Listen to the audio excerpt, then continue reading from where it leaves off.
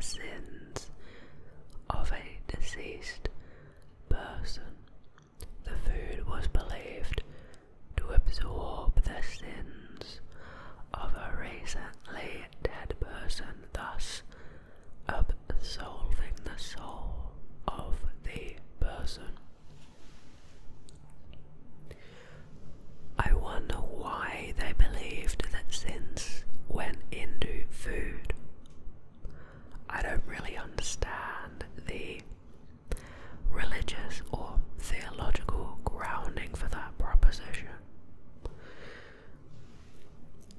Cultural anthropologists and folklorists classify sin eating as a form of ritual.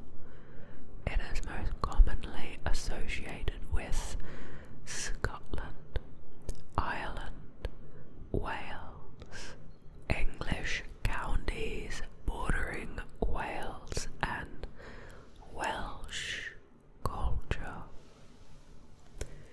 I hope that they cover if people still undertake this ritual in modern society, because I've not heard of it practiced in a contemporary context before.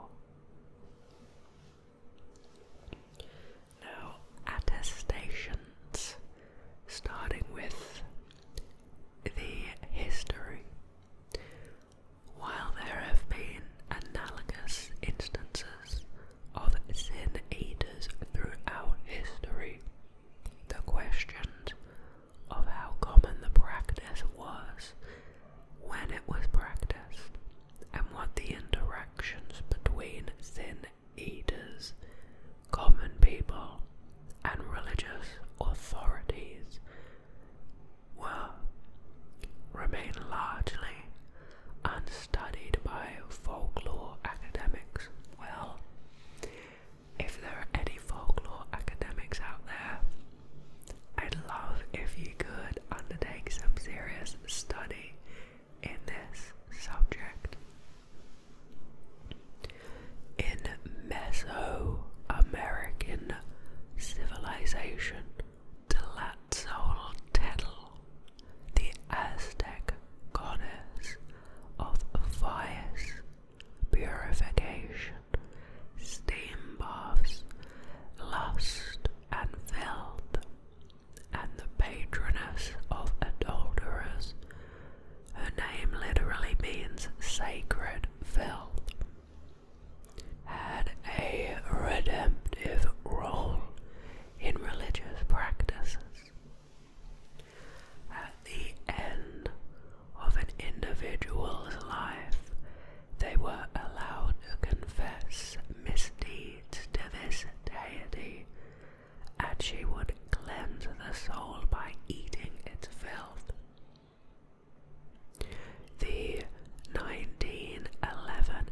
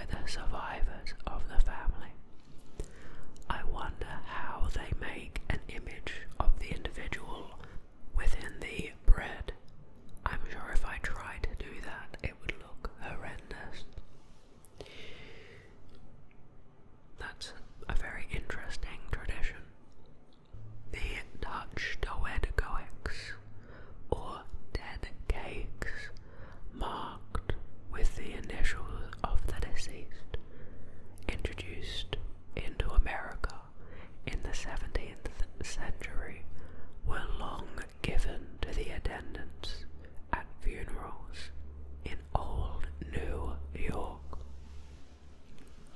The burial cakes, which are still made in parts of rural England, for example, Lincolnshire and Cumberland, are almost certainly a relic of sin eating. Okay. In Wales and the Welsh marches. Okay, let's learn more. The term sin eater appears to derive from Welsh culture and is most often associated with Wales itself and in the English counties bordering Wales. 17th century diarist John Aubrey, in the earliest source on the practice, wrote that an old custom in Herefordshire had been, and I have the excerpt here to read for you, at funerals to hire poor people who were to take upon them all the sins of the party deceased. One of them, I remember, lived in a cottage on Ross Highway. He was a long, lean, ugly, lamentable rascal. My goodness, what a description. That's a bit harsh. The manner was that when the corpse was brought out of the house and laid on the bier, a loaf of bread was brought out and delivered to the sin eater over the corpse, and also a mazar bowl of Mabel, in brackets gossip's bowl, full of beer which he was to drink up, and 6 pence in money, in consideration whereof he took upon him ipso facto all the sins of the defunct and freed him or her from walking after they were dead. It's an interesting proposition. If you think about it ethically, do want or use poor people to absorb the sins of the rich? It's quite ethically complicated, and I can imagine if you were a non-religious individual and perhaps you were poor, being paid and given free food probably wasn't the worst deal if you didn't believe in the transference of the sins from the food to yourself. But I also imagine that it probably was difficult to deal with the stigma that one might receive being a sin eater. Now, John Bagford, who lived from 1650 to 1716, includes the following description of the sin-eating ritual in his letter on Leland's Collectiana in page 76. And here is the excerpt. A notice was given to an older sire before the door of the house, when some of the family came out and furnished him with a cricket, a low stool, on which he sat down facing the door.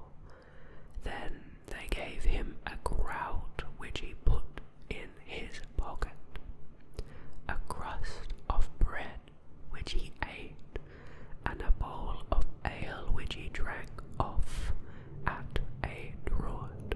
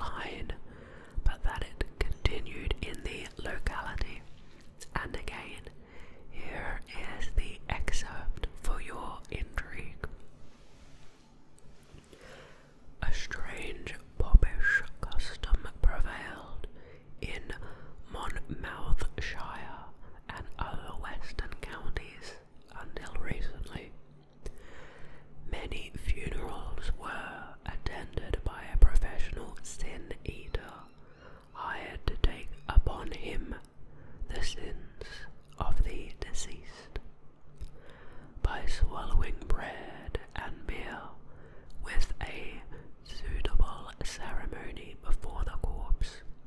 He was supposed to free it from every penalty for past offences, appropriating the punishment to himself.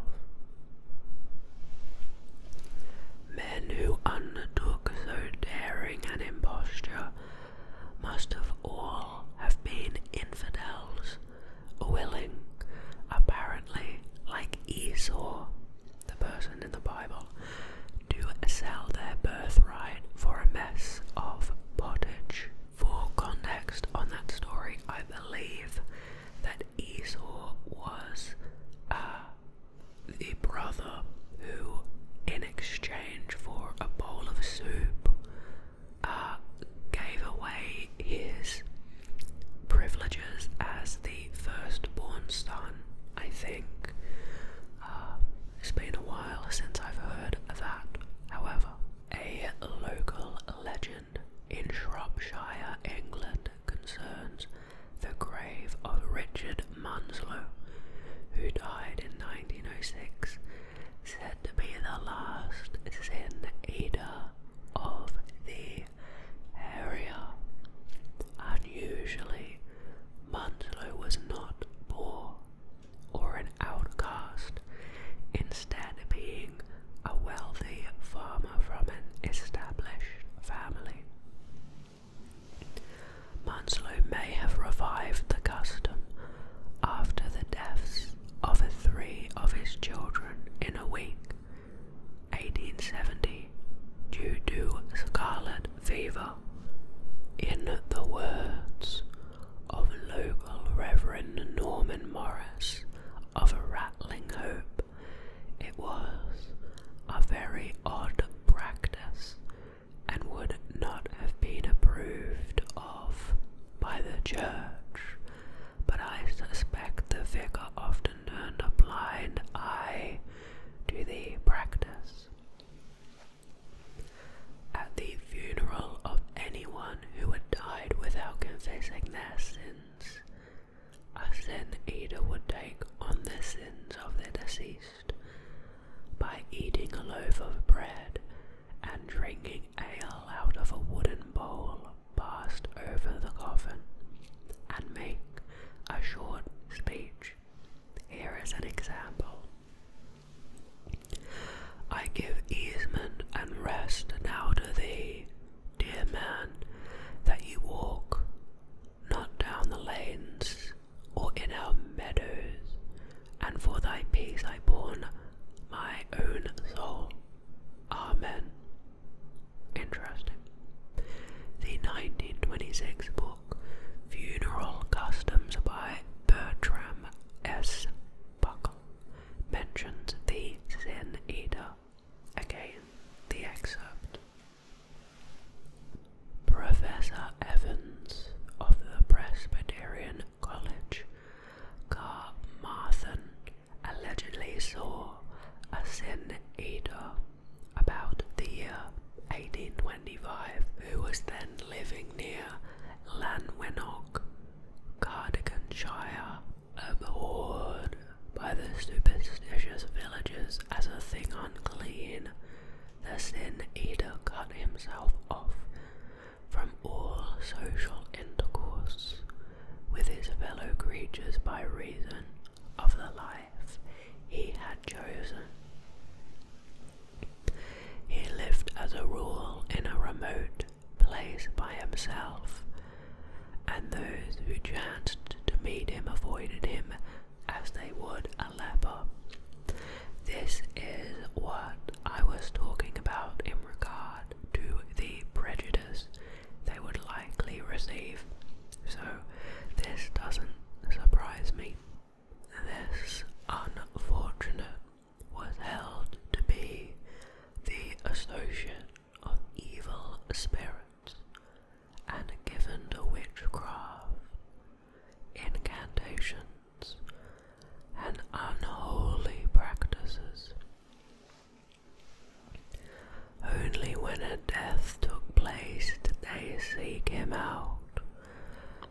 when his purposes was accomplished, they burned the wooden bowl and platter from which he had eaten the food, handed across or placed on the corpse for his consumption. A very strange tradition, and it's unfortunate that it didn't really talk about why they believe that the sins transfer into the food or how they do that. Perhaps that's something that I'm going to Google after finishing this video to have a little read about. Thank you for joining me in learning about this quite bizarre custom. Sounds like it's not necessarily practiced today in contemporary environments, so it's interesting to learn about from a historical perspective.